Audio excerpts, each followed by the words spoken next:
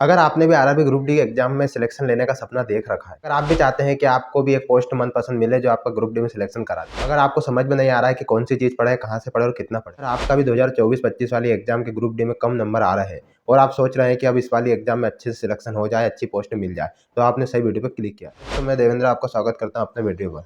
तो गाइस, सबसे पहले मैं बता दूं कि आपको इस वीडियो को देखना क्यों है, मेरे को आपको सुनना क्यों है, क्योंकि मैंने अच्छे स्कोर लाया हूं और मैंने जो स्ट्रेटजी फॉलो की है वो मैं आपको बताने वाला हूं। तो आप मेरा स्कोर कार्ड देख सकते हैं, ये मेरे नंबर रहे हैं। आप देख सकते हैं कि इतने मार्क्स मेरे आए हैं अभी हाल फिलहाल की एग्जाम में रैंक मित्रा के अकॉर्डिंग। ये नॉर्मलाइजेशन मार्क्स नहीं है, बेसिक मार्क्स है, ठीक है। तो आप इसके आधार पर विश्वास कर सकते हैं। और कई भाइयों ने कमेंट भी किया है मुझे और पूछा भी है कि आप और स्ट्रेटजी बताइए, थोड़ा और क्लियर कीजिए। तो गाइस, सबसे मेन बात यह है कि हम सबसे पहले स्टार्टिंग कैसे करें और मैंने क्या क्या चीज़ें पढ़ाई थी और कितना समय लगेगा। तो मैंने आपको थंबनेल में लिखा है कि 120 दिन की स्ट्रेटजी, यानी कि मैं आपसे सही कह रहा हूँ, अभी फॉर्म डाल रहे हैं तो 3 महीने तो बेसिकली आप मान के चले ही चलिए, यानी कि 90 से 100 दिन तो आपके पास परफेक्टली अभी है ही, इतने में आप अच्छे से कर सकते हैं।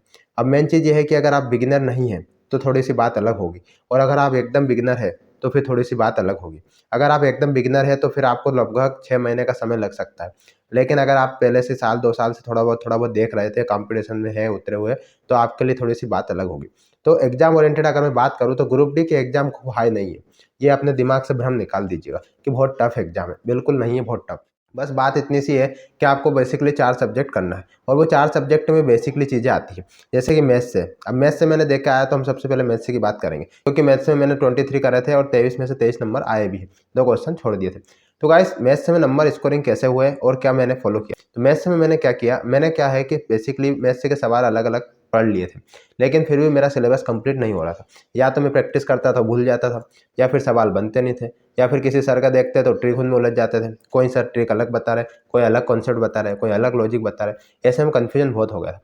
तो हुआ क्या है कि इसी के दौरान हमारे एक साथी ने एक कोर्स लिया था गगन सर का। अब गगन सर का कोर्स लिया था तो उस कोर्स को मैंने भी रीड कर लिया था और कुछ क्लासेस उसकी देख ली थी। उसके बाद में क्या है कि कुछ क्लासेस मैंने यूट्यूब पे देख ली थी जो कि रेलवे ओरिएंटेड थी। अब बेसिकली मैं आपसे कहना चाहूँगा कि उसमें से क्वेश्चन तो आए हैं, बने भी हैं।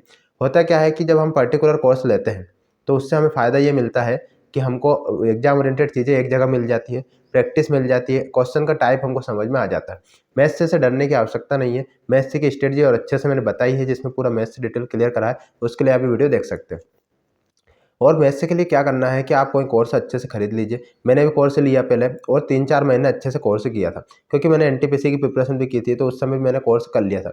तो कोर्स आप अच्छे से कर लीजिए। मैथ्स से एक बार पूरा कोर्स हो जाएगा, फिर जो भी वो सीट वगैरह प्रैक्टिस क्वेश्चन है वो कर लीजिए। उसके बाद में आप पीवाईक्यू कर लीजिए। उसके बाद में आप मॉक टेस्ट देना स्टार्ट कर दीजिए। मॉक टेस्ट बहुत ज़रूरी पार्ट रहेगा आपके एग्जाम के लिए, ठीक है। अगर आप चाहो कि बिना मॉक के हम एक सिलेक्शन ले लें तो ये आज के समय में मुश्किल है। मैंने इतने मॉक दिए थे कि मुझे एग्जाम भी एक मॉक की तरह ही लगा था। मुझे कोई अलग नहीं लगा। लोगों को लगता है यार एग्जाम में हेजिटेशन, घबराहट, मुझे ऐसा कुछ ज़्यादा हुआ नहीं, क्योंकि मुझे भी एक मॉक की तरह लगा कि हाँ, एक मॉक देना है और मेरा समय भी बच गया था वहाँ पे, ठीक है। तो इस तरह से आपको इसके टेंशन नहीं लेना। दूसरी बात, मैथ्स में आपको अरिथमेटिक पे ज़्यादा फोकस करना है। ग्रुप डी में मैथ्स जो है वो हर तरह का लेवल सेम रहता है, यानी कि इसमें मेंस में ऐसा नहीं है कि एडवांस चीज़ें ज़्यादा आ रही, इसमें अरिथमेटिक जो है वही आता है। उसी तरह से एडवांस में भी एक एक चैप्टर से एक एक दो क्वेश्चन ही आते हैं, जैसे एक दो ज्योमेट्रिक आ गया, या फिर मेंसुरेशन आ गया, या फिर ट्रिग्नोमेट्री आ गया। तो ऐसे क्वेश्चन मेरे इसमें भी एक दो ही आए थे, ज़्यादा नहीं आते। मॉक टेस्ट दे के देख सकते हैं। उसके बाद में टेक्स्ट बुक का आप सब्सक्रिप्शन भी ले लें ताकि आपको फ्री टेस्ट मिल जाए, ठीक है। तो मैथ्स से की बात हो जाती है। अब आप में से बोलेंगे कितने घंटे पढ़ना चाहिए मैथ्स को। तो बेसिकली अगर मैं आपसे कहूँ मैथ्स से कितने घंटा पढ़ना है, तो ये आपके ऊपर डिपेंड है। देखो, आपको पहले तो क्लासेस देखना है। अब जैसे मैंने गगन सर की क्लासेस देखी थी, तो उनके जो कोर्स में एक एक सब्जेक्ट की, एक एक चैप्टर की मैथ्स के अंदर 15-15, 20-20, 30-30 लेक्चर पड़े हुए एक एक घंटे के, तो बहुत ज़्यादा लेंथी भी हो जाते हैं।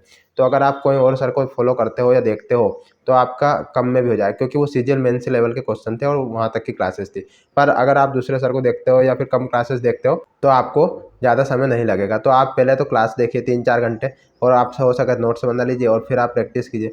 तो बेसिकली 3-4 घंटे आपको पर डे मैथ्स देना पड़ेगा, प्रैक्टिस, क्लासेस और रिवीजन एक्सरसाइज, ठीक है।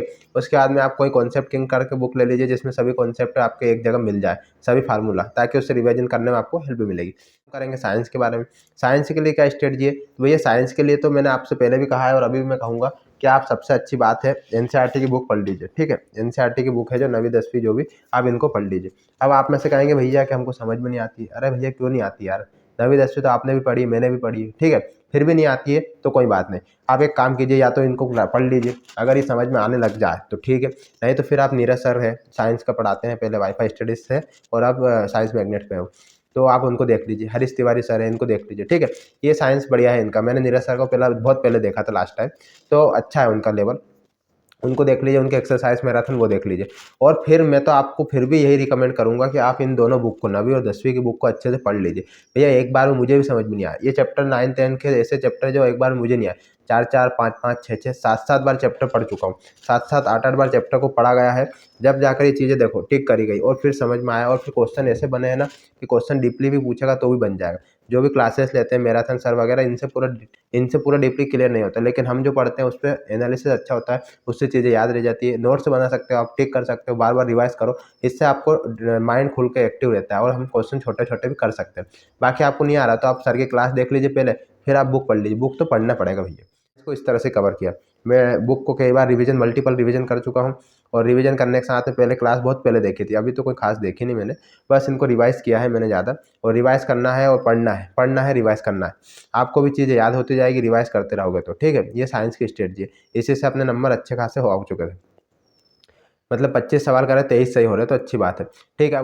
अब हम बात करेंगे रीजनिंग में। अब रीजनिंग में क्या होता है कि समस्या ये है कि यहाँ पर कुछ चैप्टर ऐसे हैं जो दिक्कत दे रहे हैं। एक तो सिटिंग अरेंजमेंट, कभी पजल आ रही है, कभी ब्लड रिलेशन या फिर डायरेक्शन डिस्टेंस वगैरह, बस ये चीज़ें थोड़ी सी दिक्कत देती है, बाकी ज़्यादा डिफिकल्टी रीजनिंग इसकी नहीं।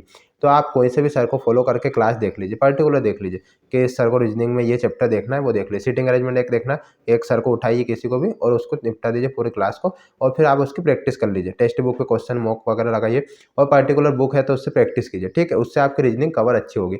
मैंने तो ऐसे किया, रीजनिंग लंबे समय से पढ़ रहा हूँ तो मुझे एक्सरसाइज की आवश्यकता अलग से लगी नहीं, सिर्फ मॉक देते थे डायरेक्ट अपन तो, और उससे ऑलमोस्ट अपना कवर हो जाता था, ठीक है। तो रीजनिंग आप कर सकते हैं। अगर फिर भी आपको दिक्कत रहे तो रीजनिंग के लिए पर्सनल वीडियो बना के बता सकता हूँ कि आप ऐसे ऐसे इस सर को फॉलो कर सकते हैं, ठीक है। तो ये मैं आपको बताऊँ चीज़ आती है जीएस की। गाइस जीएस एक बहुत बेहतरीन रोल प्ले कर रहा है ग्रुप डी में। पहले ग्रुप डी के एग्जाम होते थे उसमें जीएस का अलग रोल था, आजकल जीएस का रोल अलग हो चुका है, क्योंकि उसने लिखा है जनरल अवेयरनेस, यानी कि करंट अफेयर, सीधा सा मतलब होता है। अब करंट अफेयर में क्या बच्चा पढ़े, मैं आपको रियल बात बता रहा हूँ, मैंने ग्रुप डी के लिए 6 महीने नहीं, साल भर पुराना करंट अफेयर पढ़ा हूँ, नोट्स बनाए हैं, लिखा हूँ, पूरा कॉपी मैंने बना के लिखी थी उसकी, फिर भी मेरे क्वेश्चन उसमें से नहीं बने, बहुत कम क्वेश्चन बने, 20 में से 4-6 क्वेश्चन बनना बड़ी बात नहीं होती है, क्योंकि याद नहीं रहे और फिर क्वेश्चन एट द टाइम पे हमको याद नहीं आया, या फिर भूल गए, या फिर डेटा मिसमैच हो गया, तो रिस्क ही काम हो जाता है। तो करंट अफेयर का तो सीधी सी बात ये रोल है कि आप मिनिमम 6 महीने का पढ़ लीजिए, कोई इंपॉर्टेंट फैक्ट है वो पढ़ लीजिए, और उसके अलावा आप टेलीग्राम पे जो आपके उत्कर्ष सर है उनकी पीडीएफ जाकर रीड कीजिए पर डे वाली, या फिर आपको कोई पर डे करा रहा है तो आप उसकी पीडीएफ रीड कर लीजिए। आप 2-2 घंटे रोज करंट अफेयर देखने मत बैठ जाना, आप सिर्फ इतना कीजिए कि जैसे टेलीग्राम पे क्या करते हैं सर पढ़ा देते हैं, जैसे मैंने तो उत्कर्ष सर को फॉलो किया था, तो वो क्या है जैसे पढ़ा दिया, आज उनने पूरी क्लास दी, अब उनकी 1-1.5 घंटे क्लास होती है, उसको देखो तो बहुत टाइम लगता है, लेकिन अपन ने क्या करा कि उसको जय बेसिक में 6 महीने पुराना निकाला और उसका पर डे की पीडीएफ पढ़ ली, 10 मिनट में 1 दिन का पीडीएफ खत्म, 1 दिन में 4-5 दिन की पीडीएफ पढ़ लेते हैं, ऐसा अपन ने कवर कर लिया था।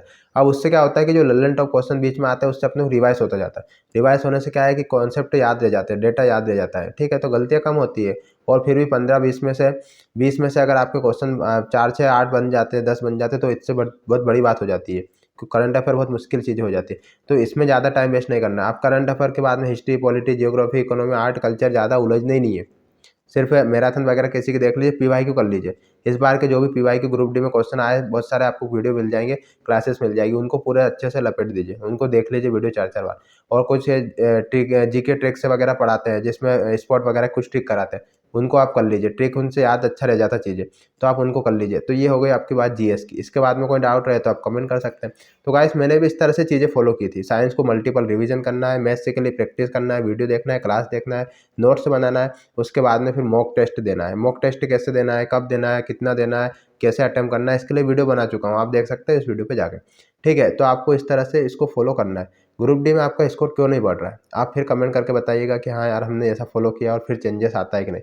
मेरे भी कोई खास स्कोर नहीं आ रहे थे, 50-60 नंबर आ रहे, लेकिन जब स्ट्रेटजी सही साथ फॉलो करी और पढ़ाई करी तो नंबर आए, स्कोर होगा, आपका भी होगा। विश्वास कीजिए अपने अंदर, विश्वास तो मानिए कि हम कर सकते हैं, ठीक है। ऐसे हवाई हवाई से काम नहीं चलेगा। अब बात आएगी टोटल कितने घंटे हम पढ़ सकते हैं, तो देखिए ऐसा है कि अगर आप पूरा डेडिकेट है, पूरा फ्री है, आप स्टूडेंट है, लाइब्रेरी जा रहा है, तो मैं कहूँगा 8-9 घंटे आप दे सकते हैं अभी। 3-4 महीने 8-9 घंटे आराम से शिद्दत से दे दीजिए, तो भैया ज़िंदगी सुधर सकती है, ठीक है। बाकी अगर आप कहीं जॉब में हैं, मैं जॉब के साथ पढ़ाई भी किया हूँ, मैं जॉब भी करता था, उसके साथ में मैं पढ़ाई भी किया हूँ, तो ऐसा नहीं है कि आप नहीं कर सकते, कर सकते हैं। तो अपने को जब समय मिले उस हिसाब से अपना अरेंजमेंट करके फिर देखना है आपको, तब करना पड़ेगा, ठीक है।